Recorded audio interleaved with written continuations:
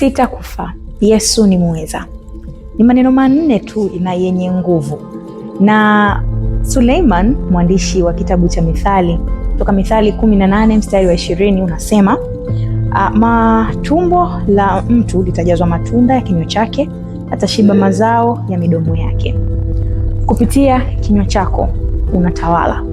Kupitia kinywa chako unatamka na kuweka mambo sawa. Kupitia kinywa chako unabariki vizazi. Kupitia kinywa chako unabariki mataifa. Umetamka leo, umeamuru siku yako. Shalom kwako mwana wa Mungu, karibu katika kipindi hiki cha yaliyojiri ndani ya wiki.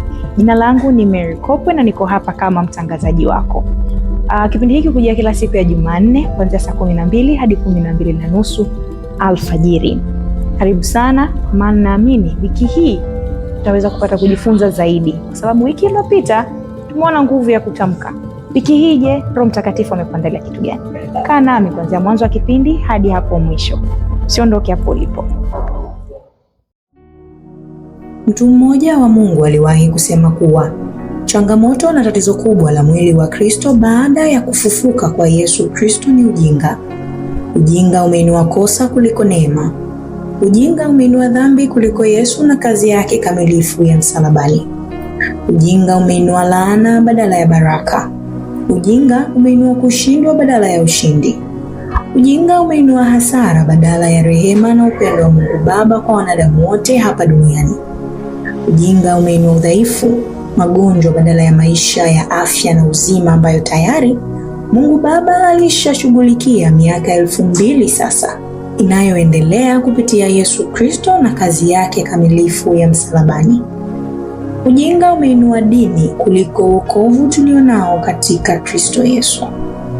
Ndivyo ilivyokuwa kwa Emanueli. Hata baada ya kupokea uponyaji wa awali, sababu ya dini, hakuweza kuelewa kile kitu ambacho Mungu Baba alikwisha mtendea kupitia Yesu Kristo na kazi yake kamilifu ya msalabani. Hali ambayo ilimpelekea kuishi katika makosa na maisha hatarishi juu ya mwili wake.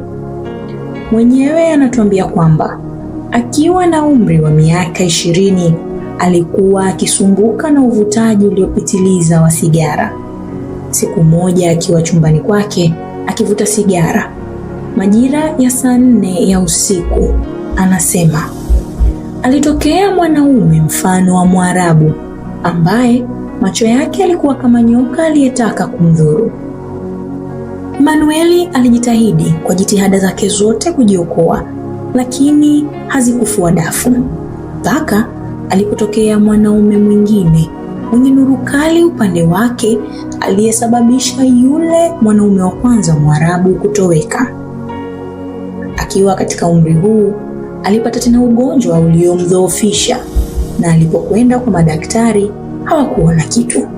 Hali ambayo ilimpa jaka moyo ambayo ilizua fadhaa, wasiwasi, mkanganyiko na hali ya kukosa utulivu wa nafsi, kiasi ambacho aliamua kujitumbukiza katika unywaji wa pombe ili kujisahaulisha na mateso hayo.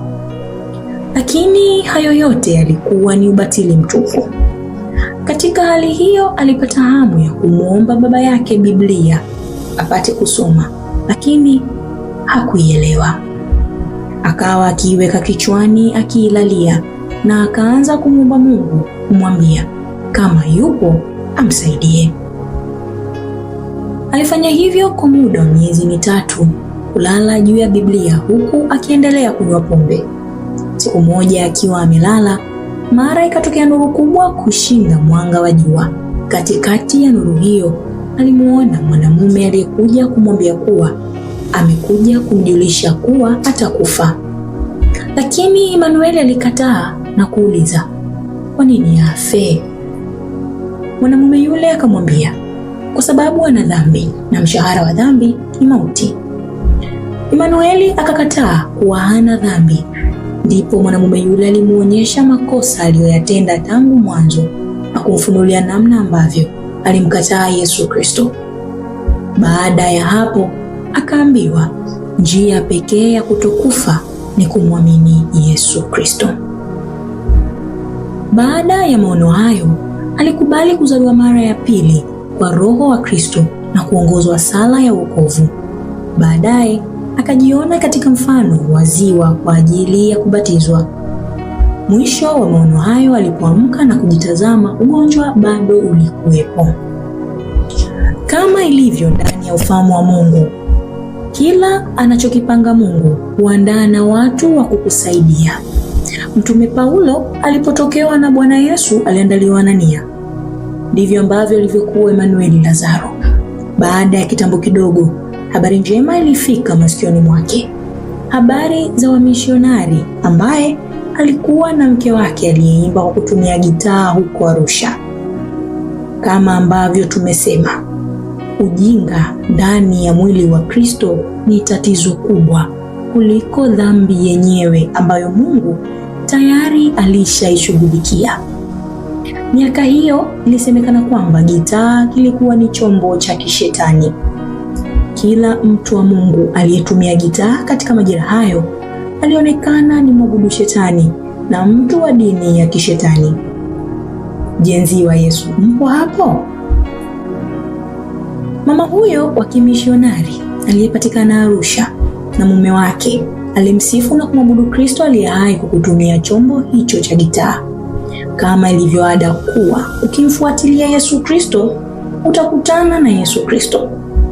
Emanueli na vijana wenzake waliazimu kusafiri mpaka Arusha wakaione hiyo dini ya kishetani.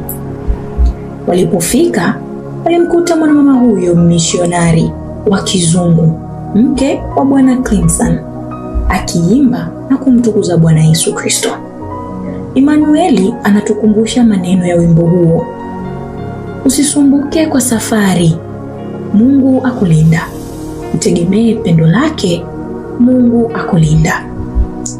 Maneno ambayo yalikuwa na nguvu mwilini mwake kiasi cha kuwashangaza wenzake kwa namna ambavyo Mungu alivyomhudumia.